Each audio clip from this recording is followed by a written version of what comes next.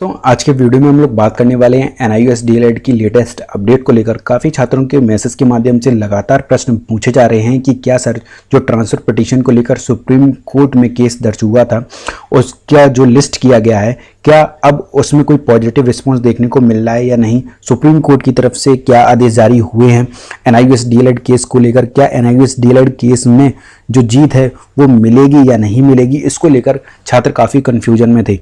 तो supreme court में transfer petition को लेकर या वेस्ट बंगाल में जो केस डाला गया है सिंगल बेंच या डबल बेंच में, तो उन सभी पॉइंटों पर बात करेंगे। आखिर कहाँ किस किस राज्य में एनआईओएस डीएलएड के केस को लेकर और उसकी वैलिडिटी को लेकर केस चल रहे हैं, और साथ ही साथ छात्रों की तरफ से ये भी मैसेज आ रहे थे कि सर एनआईओएस डीएलएड केस में कब तक एनआईओएस डीएलएड को जीत मिल सकती है, कोई समय सीमा निर्धारित है या नहीं। तो इन सभी पॉइंटों पर बात करेंगे। वीडियो अंत तक साथ बने रहिएगा। अगर आप चैनल पर नए हैं तो इस YouTube channel the GSB academy को सब्सक्राइब जरूर कर लें, वीडियो को लाइक करना बिल्कुल भी ना भूलें और इस वीडियो को पूरा अंत तक जरूर देखें। जैसा कि आप सभी को पता है, एनआईओएस डीएलएड के लगभग 14 लाख छात्र एनआईओएस डीएलएड की जीत का इंतजार कर रहे हैं, लेकिन वो जीत मिलेगी कैसे। जीत तभी मिलेगी जब सुप्रीम कोर्ट में एक अच्छे वकील के साथ एनआईओएस डीएलएड अपने अच्छे फैक्ट तथ्यों को रख सके और अपनी बातों को सुप्रीम कोर्ट के जज के सामने रखकर उन्हें समझा सके, उन्हें कन्वेंस कर सके, तब जाकर कहीं ना कहीं एनआईओएस डीएलएड को जीत मिलेगी। एक ऐसा ही केस ट्रांसफर पिटीशन में आप सभी को पता है कि Akhilesh Chauhan versus the state of Uttar Pradesh का लगा हुआ है, जिसका डायरी नंबर 16788/2024 है। और इस केस को पहले तो छात्र ये कह रहे थे ये लिस्ट नहीं होगा, ये नहीं होगा, वो नहीं होगा, लेकिन जो उत्तराखंड एनआईओएस डीएलएड के छात्र हैं उन्होंने अपनी पूरी मेहनत से, अपनी शिद्दत से लगाकर इस केस को लिस्ट करवा दिया गया है और अब इसमें एक बड़े स्तर पर धन की ज़रूरत पड़ रही है, यानी कि फंडिंग की ज़रूरत पड़ रही है। लेकिन अगर आप लोग एनआईओएस डीएलएड के केस को सपोर्ट नहीं करेंगे तो ये केस कैसे जीता जाएगा। अब ये मान के चलिए, आप अगर ट्रांसफ़र पिटीशन में कैसे भी करके ये केस लिस्ट हुआ है और इसकी 13 मई 2024 को सुनवाई होनी है सुप्रीम कोर्ट में, तो एनआईओएस डीएलएड के छात्रों को कहीं ना कहीं एनआईओएस डीएलएड की ट्रांसफ़र पिटीशन के लिए फ़ंड इकट्ठा करना ही होगा, क्योंकि यही उनके लिए एक आखिरी उम्मीद बची हुई है। नहीं तो काफ़ी लोग, आप सभी को पता है कि गुमराह कर रहे हैं, कहीं ना कहीं व्हाट्सएप पे ग्रुप बनाकर और टेलीग्राम पर ग्रुप बनाकर बड़े बड़े स्तर पर चंदा इकट्ठा कर रहे हैं, जिससे कि जो छोटे एनआईओएस डीएलएड के छात्र हैं जिनकी कमाई बहुत कम है, वो कहीं ना कहीं अब दोबारा फंडिंग नहीं कर पा रहे हैं। इसीलिए जो एनआईओएस डीएलएड के जेन्युइन छात्र हैं और जो केस लड़ रहे हैं, जैसे कि ट्रांसफ़र पिटीशन को लेकर जो उत्तराखंड एनआईओएस डीएलएड के छात्र हैं, वो कहीं ना कहीं पारदर्शिता को बनाए रखे हैं।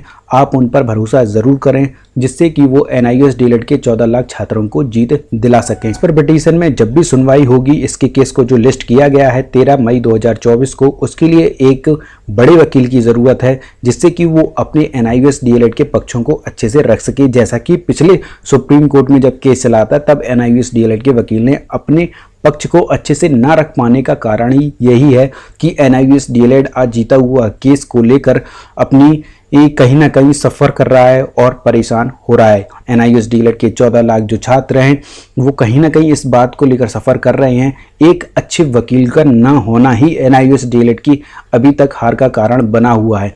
आप एक अच्छे वकील को फंड करिए और एक ऐसे एनआईओएस डीएलएड छात्र को फंडिंग करिए जो कहीं ना कहीं अपने केस में 100% पारदर्शिता रखता है, सारे स्टेटमेंटों को दिखाता है कि कितना पैसा आया है, कितना नहीं आया है। हर हेयरिंग के हिसाब से आपसे पैसा लिया जा रहा है। जो भी एनआईओएस डीएलएड के छात्र इस केस को लड़ रहे हैं, आपको किसी ना किसी पे भरोसा करना होगा। ये अंतिम लड़ाई आपकी हो सकती है और साथ ही साथ जितने बड़े स्तर पर आप फंडिंग करेंगे उतने ही बड़े स्तर पर एक अच्छा वकील रखे, उनकी जो पैरवी है वो की जा सकती है। एनआईओएस डीएलएड के पक्षों को अच्छे से रखा जा सकता है सुप्रीम कोर्ट में। जैसा कि जो बड़े स्तर पर बताया जा रहा है, सुप्रीम कोर्ट में एनआईओएस डीएलएड के पक्ष के जो वकील हैं मनदीप कालरा जी, वो एनआईओएस डीएलएड के पक्ष रखेंगे और एक बड़े स्तर पर अपनी लड़ाई लड़ेंगे, क्योंकि बात एक या दो छात्रों की नहीं है, कहीं ना कहीं NIOS DLED के 14 लाख छात्रों के जीवन की बात है, उनके भविष्य के, उनके परिवार के पालन पोषण की बात है। कहीं ना कहीं कुछ छात्रों के लिए तो यही एक जीवन मरण का सवाल बन गया है। कुछ छात्र इसके अलावा कुछ और कर भी नहीं सकते हैं क्योंकि उनकी आयु निकल चुकी है, इसीलिए उनके पास मौका है कि वो ट्रांसफ़र पिटीशन में ज़्यादा से ज़्यादा भाग लें और अच्छी फंडिंग करवाएं। आप खुद फंडिंग करें और NIOS DLED के जो भी छात्र हैं उनसे कहें कि आप इस केस को लेकर थोड़ा सीरियस हों और उन्हें फंडिंग करें। जो भी NIOS DLED के छात्र इस केस ट्रांसफ़र पिटीशन को देख रहे हैं, कहीं ना कहीं वो अपनी पारदर्शिता को बनाए रखे हैं। इसीलिए एक बड़े वकील के साथ जब भी आप NIOS DLED का केस लड़ने जाएंगे तब आपको कहीं ना कहीं पॉजिटिव रिस्पॉन्स देखने को मिलेगा। और NIOS DLED जो केस है वो एक जीता हुआ केस है, वो हारा हुआ केस नहीं है। आप सभी को पता है NIOS DLED पहले भी NIOS DLED डिप्लोमा किए हुए कई छात्र अभी भी प्राथमिक में शिक्षक के तौर पर सरकारी नौकरी कर रहे हैं, चाहे वो राजस्थान में हो, चाहे वो DSSB-PRT की बात हो, चाहे वो केंद्रीय संगठन की बात हो उसमें केंद्रीय विद्यालय में, चाहे आप MP वर्ग 3 की बात कर लीजिए, चाहे आप उत्तर प्रदेश में बात कर लीजिए, तो हर जगह और बिहार में भी आप देखिए बड़े स्तर पर NIOS DLED के छात्र सरकारी नौकरी कर रहे हैं। तो ऐसा नहीं है कि NIOS DLED इनवैलिड है, तो NIOS DLED वैलिड है। सुप्रीम कोर्ट के जज को समझाने में सफल हो जाए कि NIOS DLED की जो वैलिडिटी है वो 2 साल ही है। 18 महीने में इसे विशेष परिस्थिति में कराया गया था केंद्र सरकार के अंडर में। इस वजह से चाहे इसके सिलेबस को लेकर बात की जाए, चाहे रेगुलर DLED का जो 2 साल का सिलेबस है वो भी सेम ही है, यानी कि कहीं भी कोई भी क्वालिटी में कोई कॉम्प्रोमाइज़ नहीं है। इन सब चीज़ों को अगर एक अच्छा वकील सुप्रीम कोर्ट के जज के सामने रखता है तो कहीं ना कहीं NIOS DLED के छात्रों को रिलीफ मिलने की संभावना अधिक है।